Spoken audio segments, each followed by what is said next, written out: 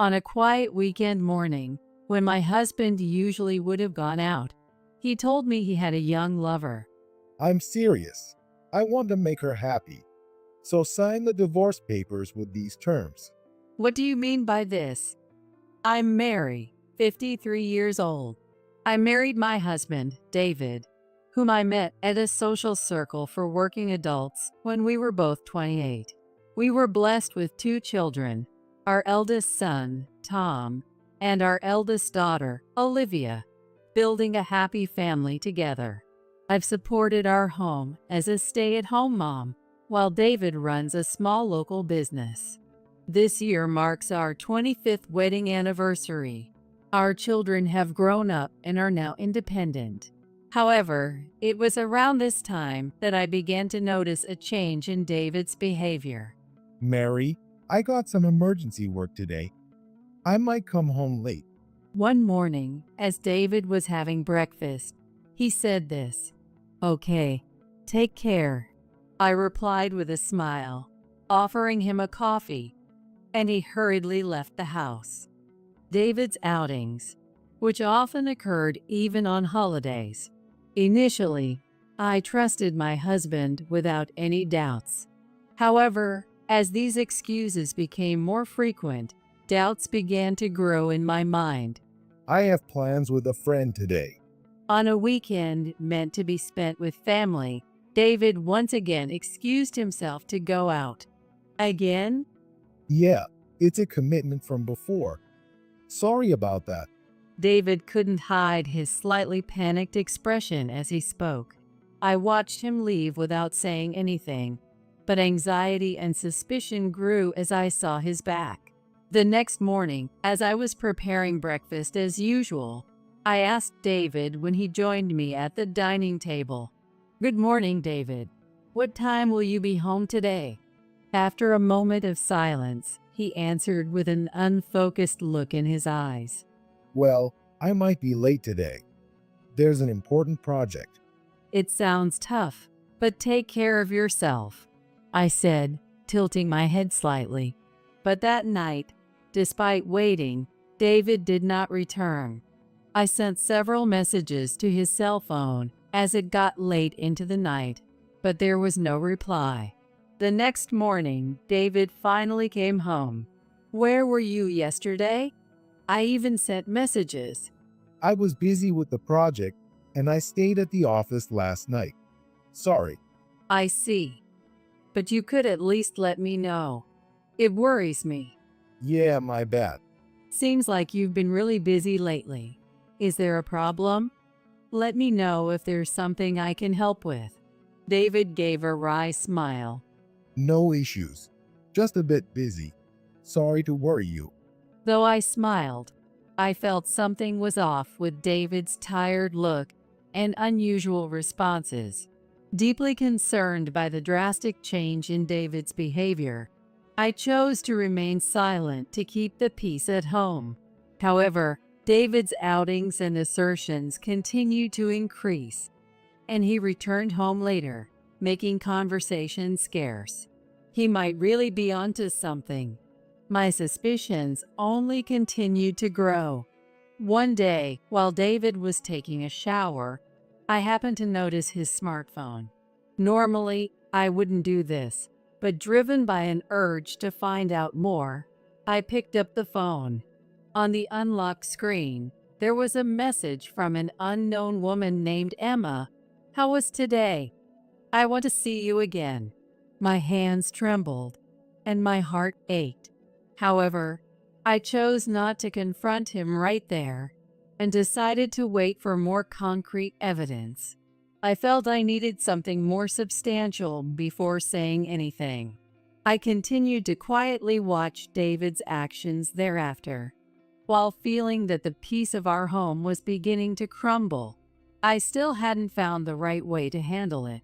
Deep inside, I was conflicted, but desperately wanted to resolve this situation. One evening, Tom and Olivia came back to their childhood home. Although both are grown and independent, they still come back for family events, and everyone gathers together for meals. Then Tom voiced a concern. Dad, he's been saying he's busy lately, but is it really just work? It feels like he's drifting away from home. Olivia agreed and added, I've been worried too, but I didn't say anything because I didn't want you guys to worry. I could only agree with my children's words and told them the truth. That night, the family dined together for the first time in a while, but the conversation centered around David, and everyone's expressions were somber. Mom, if there's a problem, we want you to tell us too. We're family after all. Tom said earnestly. That's right. If Dad is dealing with something, maybe we can help solve it together. Thank you. We can't go on like this. I'll have a proper talk with David. I promised. Even though our children were adults and independent, the bond as a family was still deep, and it was comforting to see them seriously addressing the changes in their father. I was waiting for David's late return home again that day. The clock had already struck midnight, and the house was eerily quiet. Soon, I heard the sound of the front door unlocking, and David quietly entered the house. Hi. How was your day? You're late again today. Yeah, I've been really busy lately. There are also work-related social commitments. I see, but try to make some time to relax occasionally. Saying this, I took David's coat. Accidentally, a folded piece of paper fell from the coat pocket to the floor. As I picked it up, I casually unfolded it. The note, written in feminine handwriting, read, I had a great time today. I want to see you again. Love, Emma. I could hear David heading towards the bathroom. It was clear what this piece of paper meant. While anger and a sense of betrayal swirled within me, I decided to stay calm and think carefully about how to handle this evidence. I chose to store the note somewhere and plan my next steps. I decided to keep it quiet and hold on to it as evidence without saying anything. And I decided not to mention anything to David yet, and to further observe his actions. The next morning, I prepared breakfast as usual and sat opposite David. He seemed unchanged, reading the newspaper, but my heart was heavy with the weight of the message I had seen the night before. David, what are your plans for today? Yeah, it's the usual. Anything up? No, it's nothing. From that moment, I couldn't trust David anymore and just quietly began to plan my next move. On a typically quiet weekend morning, as I was making coffee in the kitchen, David suddenly appeared in the living room with a serious look on his face. David, what's wrong? You look so serious. After a moment of silence, he finally spoke. Mary, please sit down. As I felt my heart rate increase, I sat down on the sofa. The truth is, Mary, I'm fed up with our mundane life together. What do you mean? There's someone else I've been thinking about starting a new life with. I want to build a future together with her. Someone else? David, does that mean? It's Emma.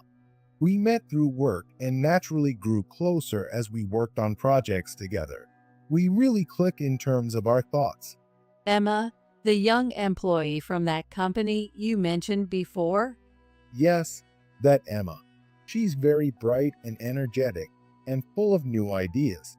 We want to start a new business together, and we think the best way to do that is to live together. After 25 years together, raising our children, I thought we were going to be together forever. Why? Unfortunately, Mary, I can't be with you anymore. I want to start a new life with Emma, so I want to cut ties with you. I want a divorce. Filled with shock and sorrow, I was speechless for several minutes. Do you think you can just throw away everything about us, about our children, and be happy? I'm serious. I want to make her happy. So sign the divorce papers under these terms. David placed a piece of paper on the table. I took the document he handed me and began to read it quietly, filled with anxiety and tension. The document outlined the divorce terms David was proposing, which were disadvantageous to me. He intended to keep most of the assets for his new life with Emma, providing me only with a minimal monthly alimony. It also stated that our shared home was to be sold.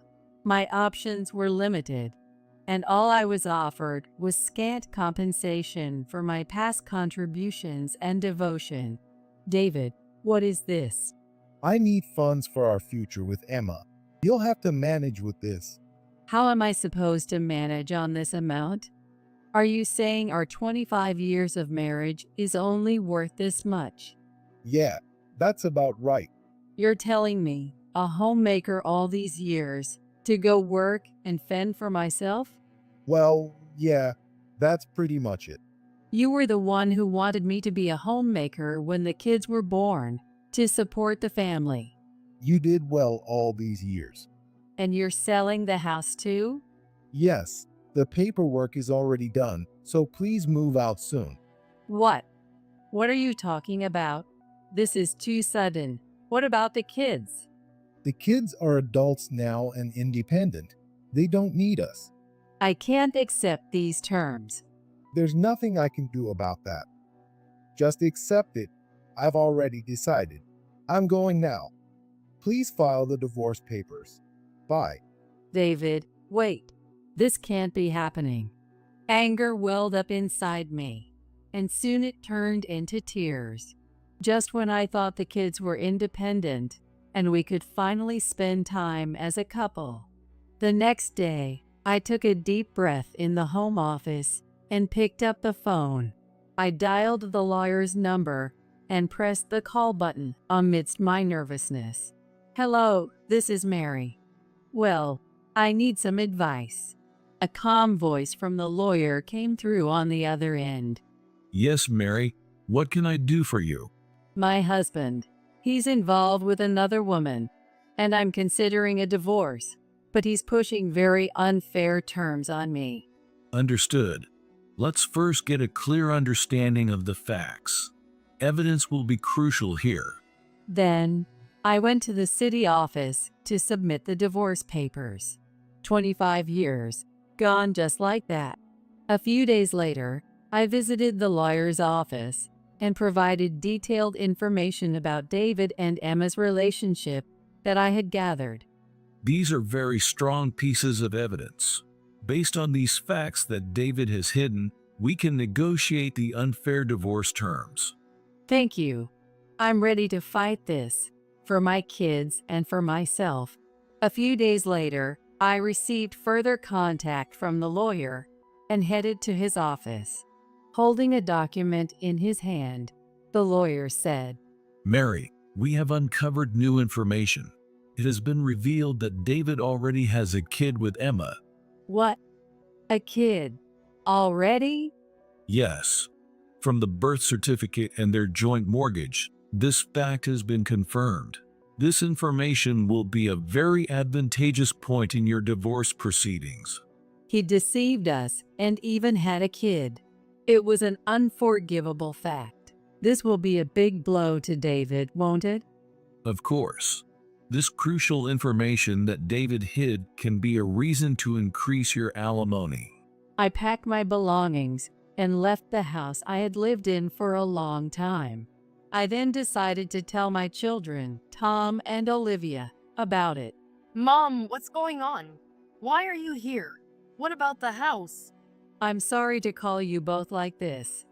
David and I are getting a divorce. He has someone else. What? What do you mean?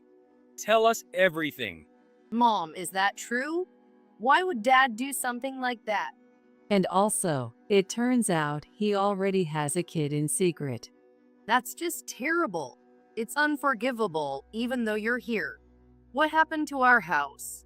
David sold it on his own to fund his new business with her. They are planning to start a new business together. And he kicked you out for that? I can't believe it. Is there anything we can do right now? We're here for you, Mom. Thank you. Just hearing you say that makes me feel much stronger. Actually, I'm consulting with a lawyer and preparing to legally fight this.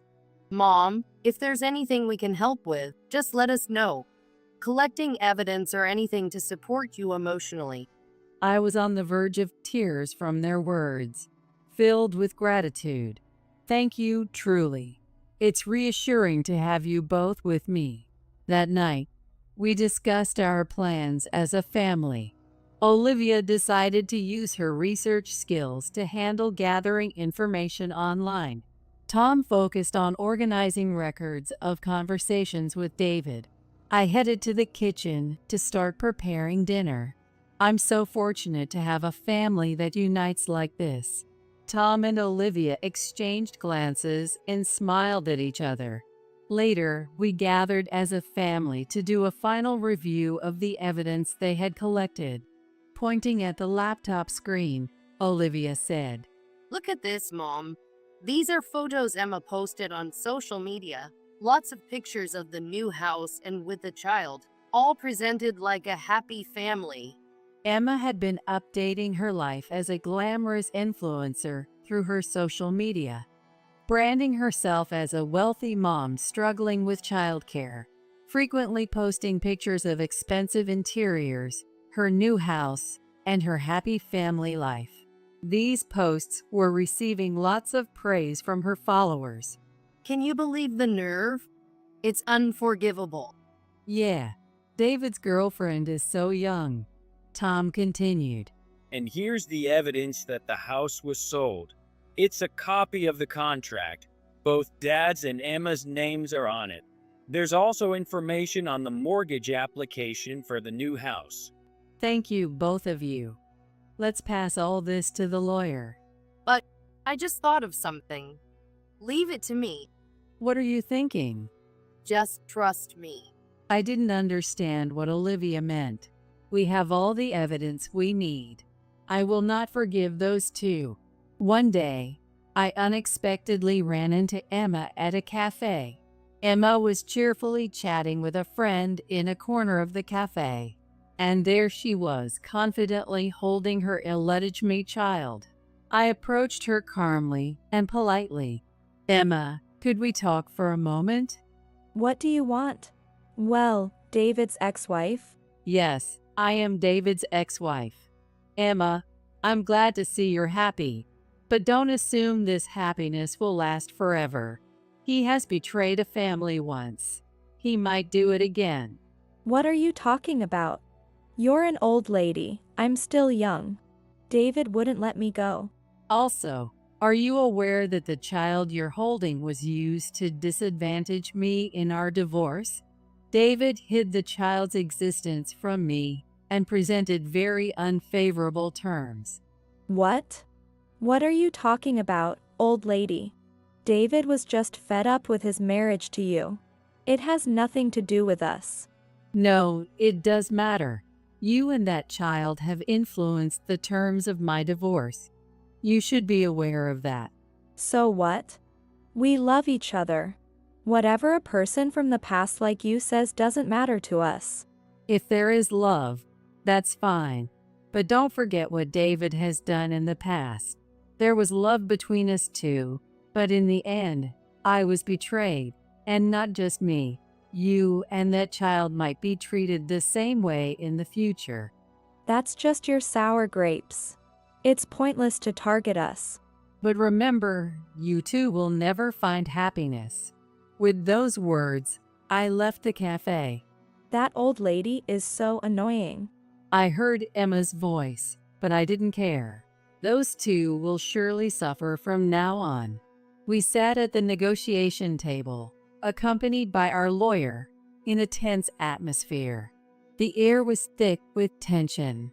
David confidently stepped forward and began speaking with arrogance. As you can see, I'm moving forward to build a new family. Mary, I'll provide you with the bare minimum for living expenses. That should be enough. My new family needs more money. David, I've been by your side supporting our family for 25 years. You've seen the children grow. Are you trying to settle all that just with some amount of money? Do you think that's fair? Tom stepped forward, confronting David. Dad, do you really think this is okay? Betraying your family just so you can be happy? Olivia joined forcefully. Dad, are you really okay with destroying everything you've built up to now and just walking away unscathed? We can't just overlook what you're doing. David couldn't hide his irritation. I'm just pursuing my own happiness. Is there a problem with that? The problem is that you're pursuing your happiness by ignoring ours, and in the process, you've hurt and used us. We stand with Mom. Everyone should know how cruel you've been. Here's all the evidence. Dad, your selfish plans are all documented here. If this goes public, you'll lose your social standing and everything. As Tom and Olivia laid out the evidence on the table, David maintained his self-justifying demeanor. Go ahead and try. I haven't done anything wrong. It's my life, my choice.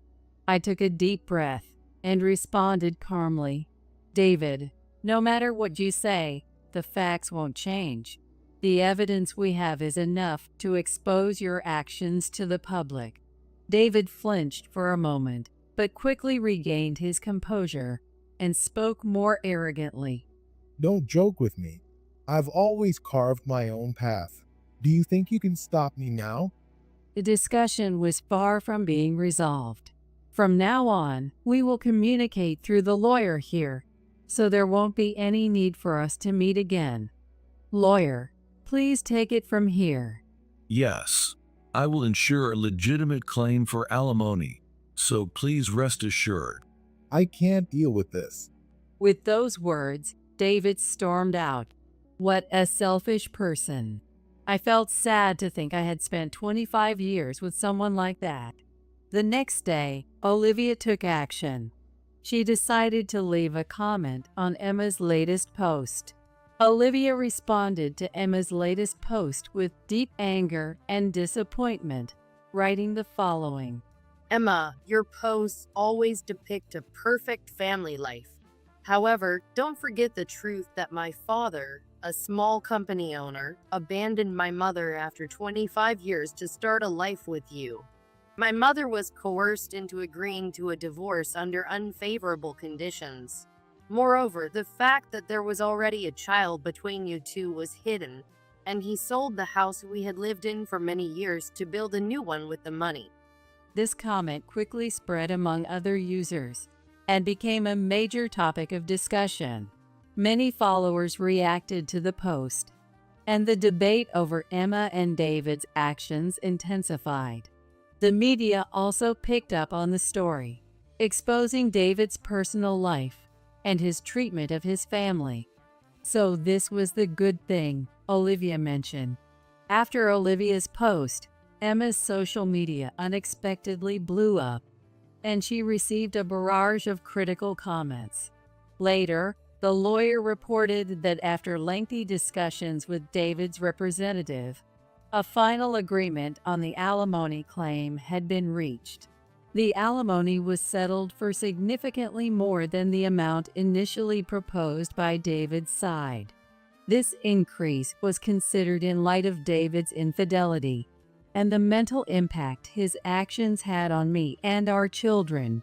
Regarding the division of property, it reflected the years I contributed to our home, resulting in an appropriate share of the shared assets being allocated to me, specifically more than half of the proceeds from the house sale and a portion of David's investment assets. I'm truly grateful for the lawyer who worked diligently on my behalf. When I told Tom and Olivia about it, they seemed relieved. That's great. Now we can move on. Mom, I'm excited about your new start. It seems I can finally move forward. Meanwhile, after Olivia's post, Emma's social media unexpectedly went viral, flooded with critical comments.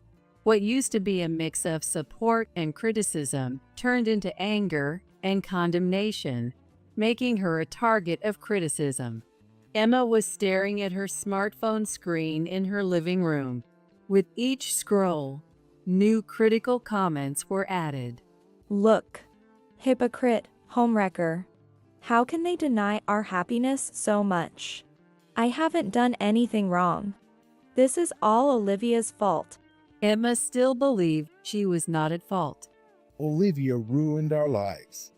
David vented to a friend over the phone. Afterward, the new business projects that David and Emma had planned was jeopardized due to the scandal. Due to their lack of credibility as individuals, sponsors began withdrawing their support, one after another. Emma and David had set up a new office together, but it was now devoid of activity and deserted. Emma had quit her previous job and put everything into this new project, but she was now facing the reality that her decision had backfired. What should we do now? We have to figure something out. But the future looks grim. We've lost sponsors and credibility, and we might have to look for new jobs. My happy married life is falling apart. Afterward, David and Emma's new business project gradually lost support due to the scandal and eventually went bankrupt due to a lack of funds. The company and office were closed, and the once busy environment was now quiet. While cleaning up the bankrupt office, David sighed. Everything is over. There's nothing we can do. What are we going to do now? We've lost our jobs and have nowhere to go. I don't know either. We have nowhere to turn. Although they tried contacting several companies, the scandal resulted in them being turned away everywhere. However, Emma continued to be dependent on social media. Why has this happened? Emma muttered while updating her social media profile. The Emma in the photos on the screen was smiling happily, but in reality, she had dark circles under her eyes and looked gaunt. Look, another new comment has come in. There are still people who support me. What does that change? Reality won't change. David coldly replied. As time passed, a clear rift developed between them. Unable to accept reality, Emma continued to escape into the world of social media. At least on social media, someone needs me. One night, David spoke, deeply troubled. Emma, this is impossible. The happy world you've created on social media is different from reality. We're no longer wealthy like before. We have to find a way to survive. But we still love each other, don't we? What's impossible? Emma replied in surprise. No, I don't feel anything anymore. I've decided to escape this fake life with you. I can't even pay the mortgage on this house anymore. I've decided to sell it, so please move out soon. That night, David packed a small bag and left, placing a completed divorce form behind. In the end, David and Emma's marriage lasted less than 6 months. Emma, unable to sustain herself, went back to her parents' home. However, living there like a person with no job or duties, she was soon kicked out, and her parents took over raising her kid. Emma is now working at a supermarket. Meanwhile, David started working at a local factory during the day, living far from the wealthy life he once had, now in a shabby apartment. As for me, after the divorce, I decided to start working again. Having supported my family for many years as a stay-at-home mom, cooking was one thing I excelled at, because it had always been my way of expressing love. Tom and Olivia often come over to eat. Mom, your cooking is really delicious. Why don't you post it on social media? Do you think I can do it? Sure, I'll help you. Thus, I decided to capitalize on my strengths and find a new sense of self through cooking. Cooking was always for the family, but now I hope to bring joy to more people. I thought as I experimented with new recipes in the kitchen. I took a photo of the finished dish with my smartphone and decided to upload it to social media. It was a photo of cream pasta, which I am particularly good at making, accompanied by a description stating 53 years old, living alone, and a veteran housewife skilled in cooking. I captioned the photo, "Today's lunch is homemade cream pasta.